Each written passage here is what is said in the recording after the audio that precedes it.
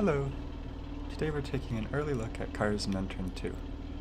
I was a little bit hesitant to show off this early on, because there's still a lot of things that need sorting out, but I am curious to get your feedback, and I do love showing you how things are coming along so far.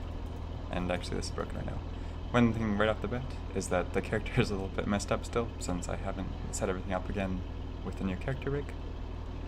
But you can rest assured that the final game won't look like this.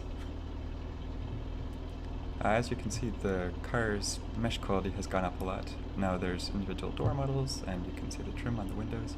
The glass isn't in yet, but overall I'm pretty happy with how the quality's improved while adding more detail. One of the big new features is that you no longer just teleport into a seat in the car. This is something that I spent a bit of time working on, since it requires a lot of changes in a lot of places. If you get into the car, you can actually see your character getting into the seat, and same for getting out. These animations still need work, but it smoothly animates you into a position where you can get in and out of the car, and I think this will make it so you can't as easily just avoid shots teleporting around inside the car and make it feel a little bit more immersive getting in and out. You can also hear the doors opening and closing, as well as when you're inside the car, you can't hear the engine as much. Then once you're inside the car, you can actually see, well, obviously this needs some work too, but you can see that your hands properly snap to the wheel, whereas in 3, in a lot of cases, they're kind of trying to follow the wheel, but you can see gaps and stuff. But now they use IK to stay on the steering wheel, as well as when you look around, your character is no longer just looking forward. You can see yourself, well, that needs, pretty much everything here still needs work, but the general premise of now you can see which way people are looking, and presumably when you're aiming out of the car you can, lean out and shoot, or that needs work too, but for the moment there's also the feet animations where you can press the brakes and press on the gas.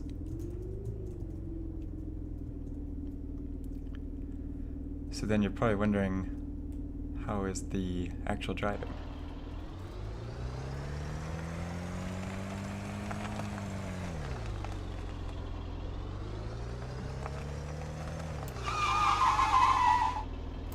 Maybe you shouldn't be skidding on grass, but overall I'm pretty happy with how the driving mechanics have improved. Oh, going through the bush there.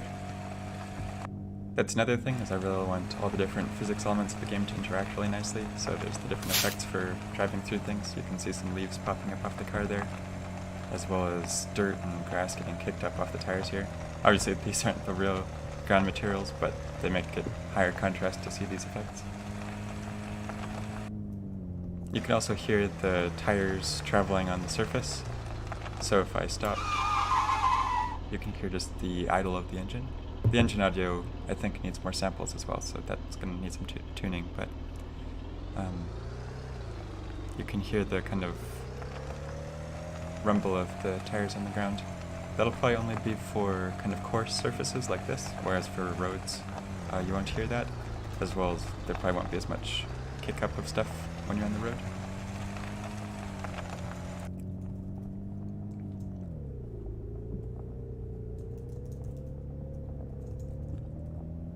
For role players, you can also signal in the car, which is something I don't think I've seen a game do before, or at least not a game like this.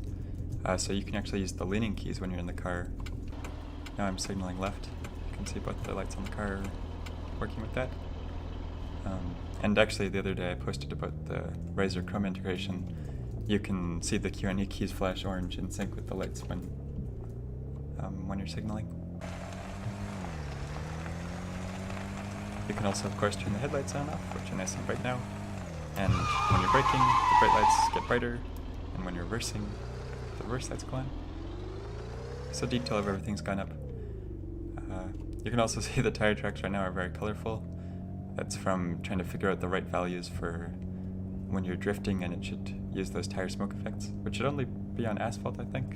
On the grass and gravel sort of surfaces, I think maybe they should kick up some more particles. Another thing I was thinking about is it's set up right now so that it's possible to open the trunk. But as well as that, I want to make it so that you can take the license plate off, so then for roleplay servers you can have the police watch out for, oh, this license plate is banned, or then also keys are going to be a unique item for each vehicle, so it's no longer just hop in a car and lock it as soon as you find it, which is a problem in Unturned 3.